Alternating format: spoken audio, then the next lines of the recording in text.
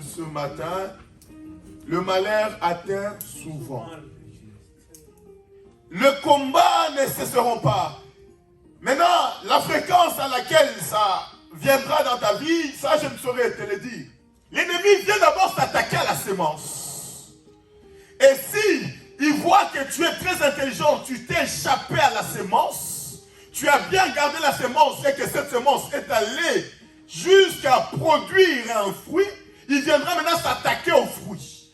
J'ai envie de te dire, il t'arrivera des moments dans la vie où tu es fatigué. J'ai envie de te dire, la fatigue est humaine. Mais elle n'est pas spirituelle parce que l'ennemi ne va pas s'arrêter parce que tu es fatigué. Le premier combat de ta vie qui te fatigue le plus, déjà, c'est le combat de ta famille.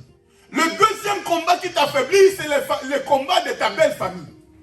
Cet homme lui dit, tu n'es plus Jacob, tu es Israël. Israël veut dire, tu as lutté avec des hommes, tu as lutté avec Dieu. J'ai envie de te dire, il y a certaines bénédictions de ta vie, ça doit passer avec une lutte avec Dieu lui-même. Tu dois lutter. Parce que des fois dans le passage, quand Dieu passe, il n'a pas besoin de l'aurore du matin. Tu dois les saisir la nuit. Cela veut dire qu'il y a des moments de la vie où tu dois te lever la nuit, mettre tes genoux à terre pour aller chercher ta bénédiction. Elle ne viendra pas parce que tu espères. Ta bénédiction, j'ai envie de te dire, viendra avec une lutte acharnée, pas seulement contre les hommes ou les diables. Il y a des fois, Dieu lui-même va se poser en résistance devant toi. Tu veux que Dieu te bénisse, mais tu ne veux pas que lutter avec lui. Les saisir par la hanche.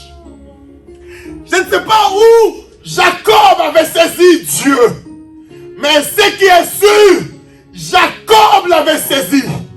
Et cet homme, c'est Dieu, a lutté avec Jacob, avec un seul but, que Jacob puisse le lâcher, qu'il puisse partir avant l'horreur.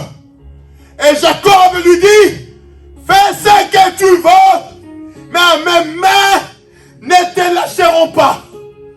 Si tu vas me tuer, tue-moi. Si tu vas me lapider, je ne sais pas quoi, fais-le, mais je ne te lâche pas.